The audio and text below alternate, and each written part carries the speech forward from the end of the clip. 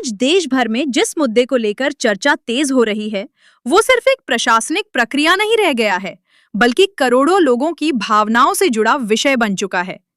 मतदाता सूची का पुनरीक्षण लोकतंत्र का एक सामान्य और जरूरी हिस्सा है। इसका उद्देश्य साफ होता है, ये सुनिश्चित करना कि सूची में केवल योग्य लोगों के नाम हों और किसी भी प्रकार की गलती समय रहते ठीक की जा सके। लेकिन जब यह प्रक्रिया तेज गति से शुरू होती है और कई राज्यों में एक साथ चलती है, तब लोगों के मन में स्वाभाविक रूप से सवाल उठने लगते हैं।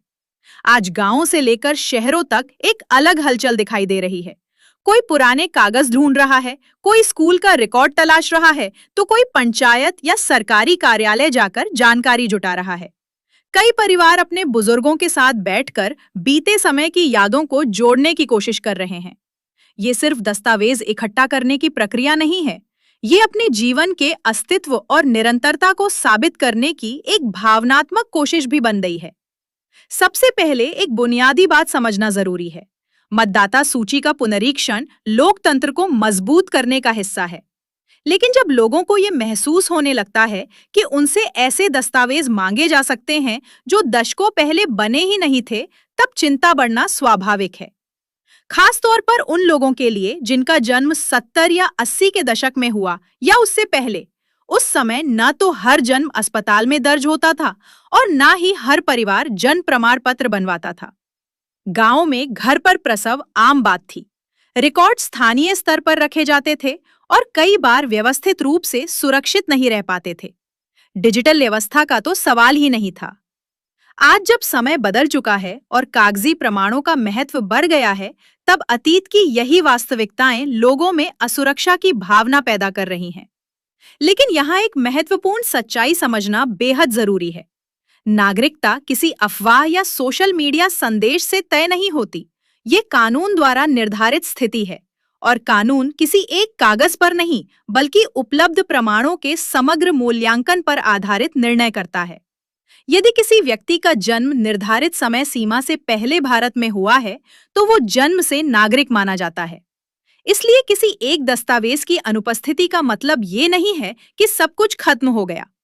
जीवन से जुड़े कई रिकॉर्ड समय की गवाही देते हैं और यही सबसे बड़ी ताकत बनते हैं। उदाहरण के तौर पर, यदि आपने कभी स्कूल में पढ़ाई की है, तो स्कूल का प्रवेश रजिस्टर, अंक पत्र या विद्यालय त्याग प्रमाण पत्र आपके जन्म वर्ष का संकेत दे सकता है। आज भी कई ग्रामीण स्कूलों में दशकों पुराने रजिस्टर सुरक्षित मिल जाते हैं। कई लोग आशंका लेकर स्कूल जाते हैं, लेकिन जब उन्हें अपना नाम दर्ज मिलता है तो उनका आत्मविश्वास लौट आता है। जिन लोगों ने औपचारिक शिक्षा नहीं ली, उनके लिए संपत्ति और निवास से जुड़े दस्तावेज महत्वपूर्ण साबित हो सकते हैं। पुरानी खतौनी, जमाबंदी, रजिस्ट्री, बंटवारा पत्र या परिवार के नाम से दर्ज भूमि का इतिहास ये दिखाता है कि परिवार लंबे समय से एक ही स्थान पर रह रहा है। निरंतर निवास अपने आप में एक महत्वपूर्ण परिस्थितिजन्य प्रमाण है। इसी तरह पुराने राशन कार्ड भी समय की गवाही देते हैं। इनमें परिवार के सभी सदस्यों के नाम दर्ज होते थे, जो सार्वजनिक प्रणाली में उनकी उपस्थिति दर्शाते हैं। पुरानी मतदाता सूची में नाम होना भी मजबूत संकेत है, क्योंकि मतदाता बनने के लिए निर्धारित आयु पूरी होना अनिवार्य होता है। यदि किसी वर्ष सूची में नाम दर्ज है, तो उससे जन्म वर्ष का स्पष्ट अनुमान लगाया जा सकता है। भले स्वयं का नाम उपलब्ध ना हो, लेकिन माता-पिता का नाम भी पारिवारिक उपस्थिति का प्रमाण बन सकता है। इसके अलावा पुराने बैंक खाते, बीमा दस्तावेज, डाकघर की जमा रसीदें, बिजली पानी के बिल, सहकारी संस्था की सदस्यता, कर्मचारी भविष्य निधि रिकॉर्ड या किसी सरकारी योजना का पंजीकरण, ये सभी जीवन की निरंतरता दर्शाते हैं। सामान्य नियम यही है, जितना पुराना दस्तावेज उतनी मजबूत समय की गवाही। हालांकि एक सावधानी बेहद जरूरी है। सभी दस्तावेजों में नाम और जन्म तिथि यथासंभव एक समान होनी चाहिए। यदि कहीं वर्तनी या तारीख में अंतर है, तो समय रहते शपथ पत्र या संबंधित विभाग में आवेदन देकर सुधार कराना समझदारी है। छोटी गलती आगे चलकर बड़ी परेशानी बन सकती है। इस पूरे विषय का एक गहरा भावनात्मक पक्ष भी है। एक गांव की मां जिसने अपने बच्चे को मिट्टी के आंगन में जन्म दिया, उसके लिए उस समय सबसे बड़ी खुशी बच्चे का सुरक्षित होना था, किसी कागज की नहीं। आज वही बच्चा जब 50 या 60 वर्ष की उम्र में ये सोचता है कि कहीं दस्तावेजों की कमी से परेशानी ना हो जाए, तो उसके मन में चिंता आना स्वाभाविक है। कई बुजुर्गों को अपनी सटीक जन्म तिथि तक याद नहीं होती, क्योंकि उस समय तारीख से ज्यादा मौसम और त्योहार याद रखे जाते थे, जैसे फसल कटने के बाद या दीपावली से पहले। यदि किसी कारण प्रारूप सूची में नाम ना दिखाई दे, तो ये अंतिम स्थिति नहीं होती। दावा और आपत्ति की प्रक्रिया उपलब्ध रहती है। संबंधित अधिकारी से संपर्क कर आवश्यक प्रमाण प्रस्तुत किए जा सकते हैं और अधिकतर मामलों में सही दस्तावेज देने पर नाम फिर से जोड़ा जाता है। इसलिए घबराहट से ज्यादा जरूरी है जानकारी और धैर्य। आज हर परिवार के लिए जरूरी है कि अपने दस्तावेज व्यवस्थित करें, पुराने कागज एकत्र करें, उनकी प्रतियां बनाएं और संभव हो तो डिजिटल रूप में सुरक्षित रखें। हर सदस्य के दस्तावेज अलग फाइल में रखें। युवाओं की भूमिका यहाँ बेहद महत्वपूर्ण है।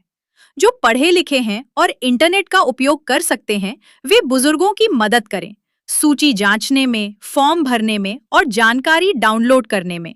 ये समय पीढ़ियों के सहयोग का है। एक और बात स्पष्ट समझना जरूरी है। मतदाता सूची एक प्रशासनिक अभिलेख है, जबकि नागरिकता एक कानूनी दर्जा है। दोनों को एक मान लेना भ्रम पैदा करता है, इसलिए अफवाहों से दूर रहना आवश्यक है। सोशल मीडिया पर प्रसारित हर संदेश सत्य नहीं होता। केवल आधिकारिक सूचना पर ही भरोसा करें। सरकारी प्रक्रिया में समय लग सकता है, दस्तावेज एक से अधिक बार दिखाने पड़ सकते हैं, लेकिन संयम और सही जानकारी के साथ आगे बढ़ना हमेशा बेहतर परिणाम देता है। अब इस प्रक्रिया के व्यवहारिक पक्ष को समझना उतना ही जरूरी है जितना इसके भावनात्मक पहलू को। अधिकारियों का निर्णय भी उपलब्ध रिकॉर्ड के आधार पर ही लिया जाता है, इसलिए यदि कोई व्यक्ति अपनी स्थिति स्पष्ट, शांत और व्यवस्थित तरीके से प्रस्तुत करता है, तो अनावश्यक टकराव की संभावना अपने आप कम हो जाती है। विशेषकर वे लोग जो किराए के मकानों में रहे हैं या जिनका जीवन बार-बार स्थान बदलते हुए गुजरा है, उन्हें अपने निवास का क्रम स्पष्ट रखना चाहिए। पुराने किरायानामे, बिजली बिल या मकान मालिक का प्रमाण पत्र ऐसे मामलों में सहायक बन सकते हैं। यहाँ सबसे महत्वपूर्ण बात है निरंतरता दिखाना। आपका निवास इतिहास जितना स्पष्ट होगा, आपकी स्थिति उतनी मजबूत होगी। आने वाला समय दस्तावेजी अनुशासन का है।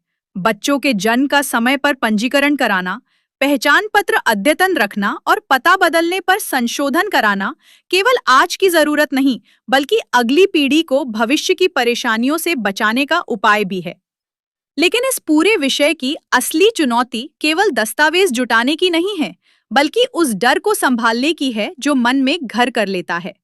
हर बड़ी प्रशासनिक प्रक्रिया के साथ दो धाराएं चलती हैं, एक आधिकारिक व्यवस्था की और दूसरी अफवाहों की। अफवाहें तेजी से फैलती हैं और अक्सर अधूरी जानकारी को बढ़ा चढ़ाकर पेश करती हैं। यही वो बिंदु है जहां सामान्य नागरिक उलझन में पड़ जाता है और उसे लगता है कि उससे कुछ ऐसा साबित करने को कहा जाएगा जो उसके बस में नहीं है। यही संयम सबसे बड़ी ताकत बनता है। किसी भी सत्यापन प्रक्रिया के तय चरण होते हैं: घर घर जानकारी संग्रह, प्रारूप सूची का प्रकाशन, दावा आपत्ति का अवसर और अंत में अंतिम सूची। इसका सीधा अर्थ है, यदि किसी भी चरण में कोई त्रुटि दिखाई देती है, तो उसे सुधारने का अवसर मौजूद रहता है। इसलिए किसी सूची में नाम अस्थायी रूप से न दिखना अंतिम निर्णय नहीं होता, ये केवल प्रक्रिया का एक पड़ाव होता है। अक्सर लोग जन्म प्रमाण पत्र न होने को लेकर परेशान हो जाते हैं, लेकिन ये समझना जरूरी है कि जीवन केवल एक कागज से सिद्ध नहीं होता। यदि किसी व्यक्ति का नाम वर्षों से राशन कार्ड में दर्ज है, उसके नाम पर बिजली कनेक्शन चल रहा है, बैंक खाते की पुरानी प्रविष्टियां मौजूद हैं या उसने किसी सरकारी योजना में वर्षों पहले पंजीकरण कराया है, तो ये सब उसके सामाजिक और प्रशासनिक अस्तित्व की निरंतरता दर्शाते हैं। कानून साक्ष्यों को अलग-अलग नहीं, बल्कि समग्र रूप से देखता है। इसलिए एक दस्तावेज की कमी का अर्थ शून्यता नहीं होता। परिवार स्तर पर तैयारी का मतलब केवल फाइल बनाना नहीं, बल्कि संवाद भी है।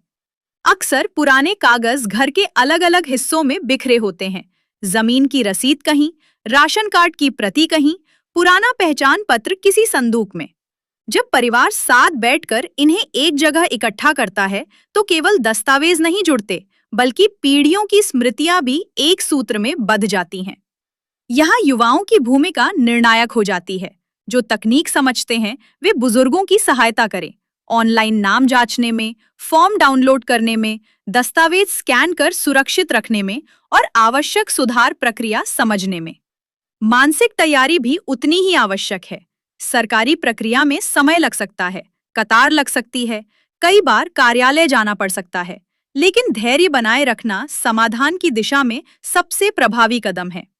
ये भी याद रखना जरूरी है कि मतदाता सूची और नागरिकता दो अलग विषय हैं।